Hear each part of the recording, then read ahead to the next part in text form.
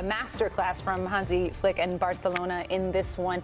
How were they able to dominate Bayern Munich so effectively, Troy? Well, the first half was nip and tuck. Anybody could have had it. It was actually one of the craziest games. It was like who could play the highest high line. At one point, it was like 40 metres between their back line and this back line. I'm sure when you played, you often shook hands with your own centre back. Yeah, just to see what's happening. But it was crazy, and it was one of those things. We used to do these drills in pre-season to make people run. So it'd be like that, and then the chip over would make defenders sprint back because defenders are lazy, as we all know. So just to watch it now, and see these guys doing it, it was a bit moronic at times. You were like, surely you have to back off. And we spoke about it off air, but I just think the way that Bayern played was right into Barcelona's hands. Barcelona a lot younger, a lot fresher, more energy, more legs. And then you'll see Bayern Munich, and it's like, look at this graphic that we're going to show. Look how high that position is. There's so much space down the right-hand side, the left-hand side. The goalkeeper's not even, his starting position, not even in the box. That's how high he has to play, and I felt they just exposed themselves. And knowing Vincent Kompany the way I do, there'll be a lot of pressure on him at the moment, and he'll put a lot of pressure on himself. But he can't be happy with that structure and that shape as a team. And especially centre back. And I mean, especially with centre backs and a back line, really, that's been in question this whole season. You're taking this extraordinary risk against Barcelona. Sure, they also like playing that high line. Now I question if Barcelona and Hansi Flick is going to use that same approach against Real Madrid this weekend in the Clásico, and we saw what they did with space, the way Vinicius runs in behind. Surely not. I hope not. I don't think Real Madrid are going to give them the amount of space that Bayern Munich gave them.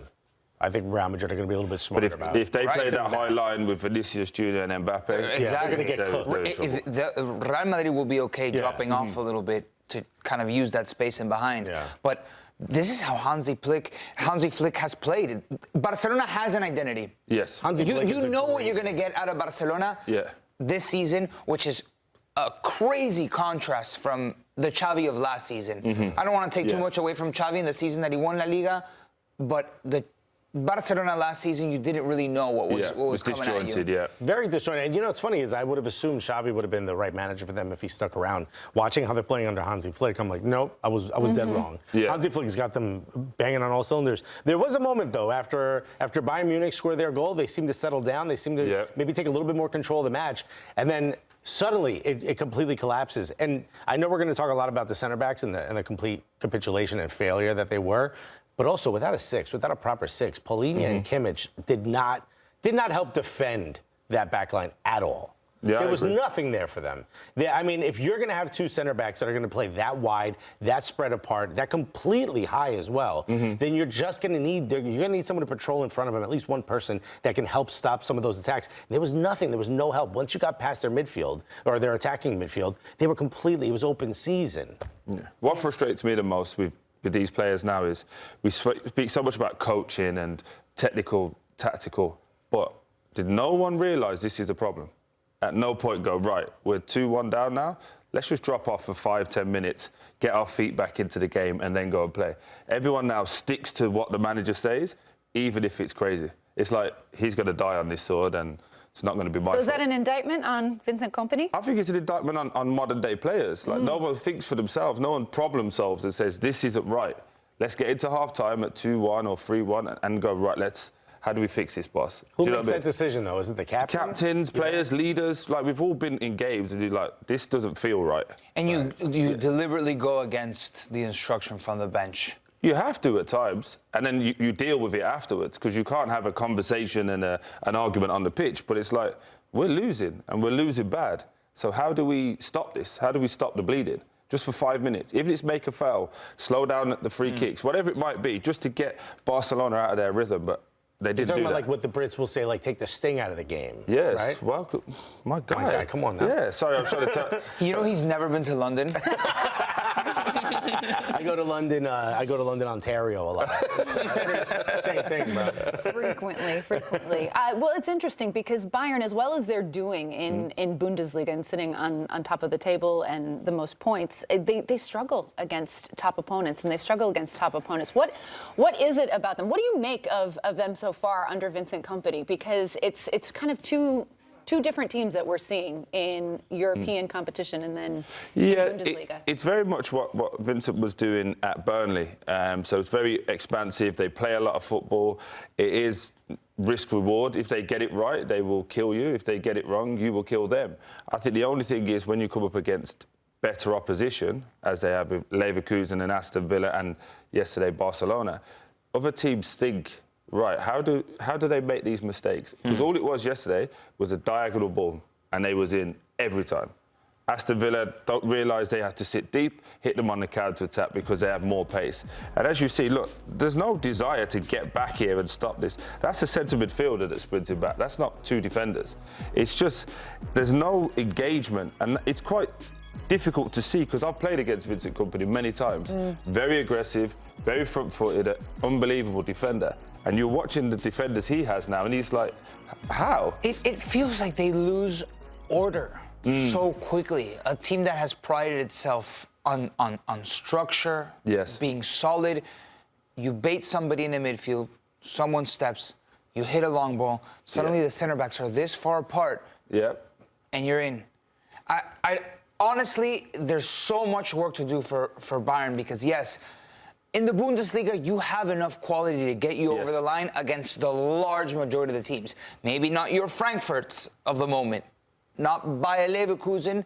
You're going to run into Leipzig at one point. You're going to have their Clásico against Dortmund that maybe you'll beat because of the history between these two sides has been very Bayern heavy. You get that mental edge. But in the Champions League, you can't be this disjointed. You can't be cut open with just a couple of maneuvers from the opposition.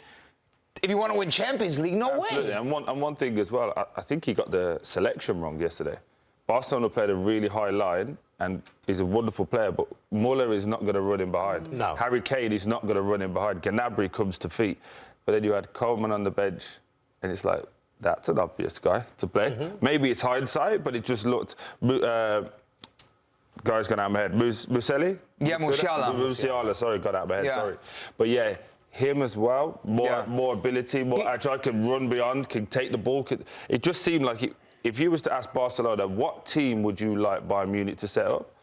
That's a team that Also, they would like. Polina not having really that much time, and then all of a sudden getting a start.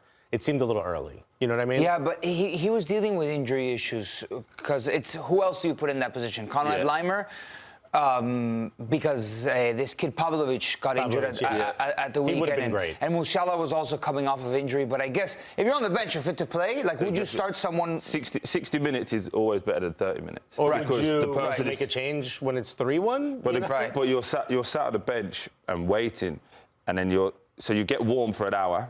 Then by the time you come on, it's 90 minutes because you've had 45. You've had the rest after the warm up. You've had the first half. Then you've had the break. Then you come on at 60.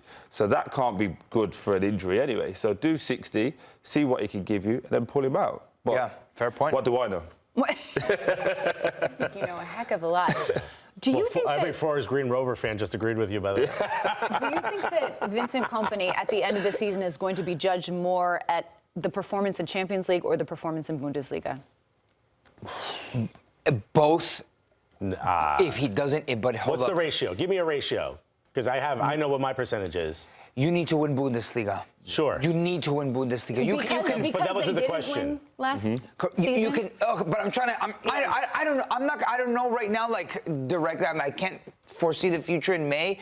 But if you don't win the Bundesliga, you have to win Champions League. You get me? Yeah. Do you have to win Champions League? Is getting to a semi-final enough? I think you have to go deep. I would say it's 70-30. He has to win the Bundesliga because they were so poor last year in that, and he's been brought in to change that style of play. Plus, they have a history of winning. They're used to winning. But if he gets a deep run, maybe, I don't know, quarterfinal, semi-final, he'll get away with it. And wins Bundesliga. And win Bundesliga. But if he finishes third and quarterfinal, he's done. We're currently in a moment in modern football where there's like a couple of teams out there like Real Madrid, you put in the super team together. Manchester City with the endless pockets that they have. It's like, you need to win the Champions League, which is an extraordinary ask. Like, that is absolutely ridiculous. I actually think City you have skirts to win the Champions League. In Because this modern, winning Premier League era of is a football. winning But Champions League level. Bayern, with a new manager, with so many doubts around them, I don't think is a team that semifinals would be good for a Vincent Kompany, but win the Bundesliga, Right, yeah. that is not far-fetched to ask them. Let's be honest. We talk about the big five, right? It's the big one and everyone else. I mean, it really is, right? Premier League just makes so much more money than everyone else, so they're off to the side. If you win Premier League, if you're Manchester City and you don't win Champions League, it's probably not your favorite season, right? Because they've done the treble before, but that's a really good season. Yeah. You won Premier League. For everyone else, if you're PSG, if you're Real Madrid, if you're Barcelona, if you're Bayern Munich, it's not enough to win your league. That's like, okay, you're supposed to do that. Go win Champions League or go in such a deep run where we can't say too many negative things about you. That's where Bayern Munich is. You have to go really, really deep in the Champions League. Yeah,